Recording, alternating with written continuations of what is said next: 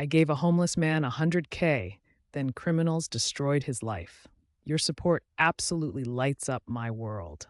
Before we dive into today's beautiful story, please hit subscribe.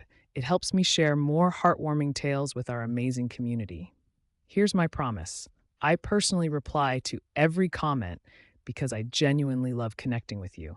So tell me, where in the world are you watching from right now? I can't wait to hear from you and welcome you to our story family.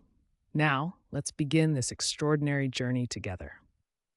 The bitter February wind cut through downtown Detroit like a blade, carrying with it the acrid scent of exhaust and desperation.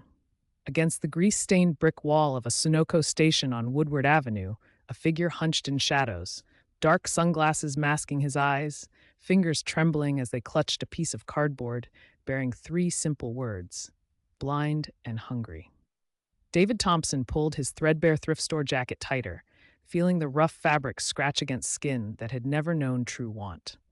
The irony wasn't lost on him. A man worth billions, sitting in filth, invisible to the world that had made him famous. 50 million subscribers hung on his every philanthropic gesture, yet here, stripped of recognition and wealth, he was nothing more than human debris to be stepped around. The question that had tormented his sleepless nights had driven him to this moment. When no cameras promised viral fame, when no rewards awaited, would anyone truly stop for a stranger in need? For 6 excruciating hours, Detroit answered with its silence. Polished shoes clicked past him in precise rhythms of avoidance. Families herded their children to the far side of the sidewalk, as if poverty were contagious. Teenagers thrust phones in his direction, transforming his misery into their entertainment, their laughter sharp as breaking glass. Coins occasionally clinked into his cup, charity without connection, giving without seeing. Each footstep that passed drove the loneliness deeper into his chest. The sun painted the sky amber and red, and David's muscles screamed from hours pressed against unforgiving concrete. His experiment in humanity's compassion seemed destined to end in failure when footsteps approached, but these moved differently, slower, deliberate. David sensed someone crouching beside him, and a voice, weathered but gentle, broke through the urban noise. "Hey, brother, I've been watching you sit here all day. Folks ain't been treating you right." Through his dark glasses, David glimpsed the man who had spoken. Robert Jackson carried the streets in every line of his 43-year-old face. Exhaustion carved deep around eyes that should have been bitter, but somehow still held warmth. His clothes bore the archaeology of hardship: shoes gaping with holes, a jacket held together with silver duct tape, fabric worn thin. Someone he believed needed it more. The gesture shattered something inside David. Here, in this moment of perfect human grace, he witnessed compassion distilled to its purest essence. A man with nothing giving everything. David's hands shook as he removed his sunglasses, meeting Robert's eyes directly for the first time. "Robert," his voice fractured like ice in spring, "I need to tell you something. I'm not actually blind, and I'm not homeless. I'm David Thompson. Maybe you've heard of my YouTube channel." Confusion flickered across Robert's weathered features. "What you just did," David continued, tears cutting tracks through the dirt on his cheeks, "giving me everything you had when you thought I needed help. That's the most beautiful thing I've ever witnessed. You have a heart of pure gold, Robert." 20 minutes later, a pristine 2023 Mercedes-Benz materialized at the curb, its chrome catching the streetlights like captured stars. David pressed keys and an envelope thick with cash into Robert's disbelieving hands. "Robert, this car is yours. And this money, $100,000, it's also yours. You deserve this and so much more. You've shown me what true humanity looks like." Robert's knees struck the sidewalk as sobs racked his body. After years of invisibility, someone had not only seen him but was rewriting his entire existence. The two men embraced, while hidden cameras captured every sacred second of transformation. It should have been the perfect ending.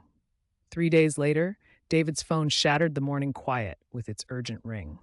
Robert lay broken in a hospital bed, his face a canvas of purple bruises and split flesh. The predators had been watching. Tommy Blake and his crew had seen the money, seen the car, and hunger had replaced any trace of conscience in their souls. They had followed Robert to his modest motel, waited for darkness, then descended like wolves. When Robert tried to protect what had been given to him in love, they spoke in the language of baseball bats and crowbars.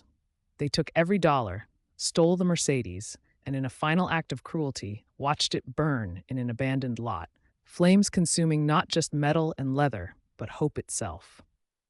2 weeks Robert spent in intensive care, breathing through tubes, his ribs shattered, his lung punctured, his skull bearing the signature of their rage. When he finally emerged, he had returned full circle, homeless, penniless, but now carrying trauma that would never fully heal. The criminals vanished into Detroit's shadows like smoke. Police investigations yielded nothing but frustration and cold leads. The money dissolved into the underworld.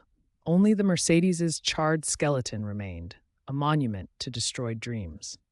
David offered more help, but Robert refused, terror having taught him that kindness could be weaponized, that generosity might paint targets on the backs of the vulnerable.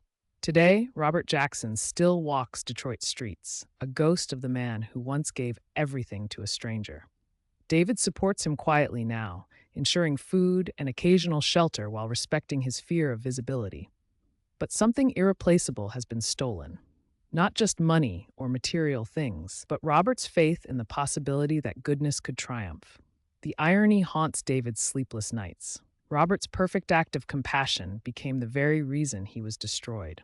In trying to celebrate the best of humanity, they had awakened its worst. Somewhere in Detroit's darkness, predators still hunt for glimpses of hope to devour. Robert Jackson's story continues, not as inspiration, but as warning. In a world where kindness exists in the most unexpected places, cruelty lurks equally close, waiting to transform generosity into grief, to make mercy a bait, liability rather than a virtue.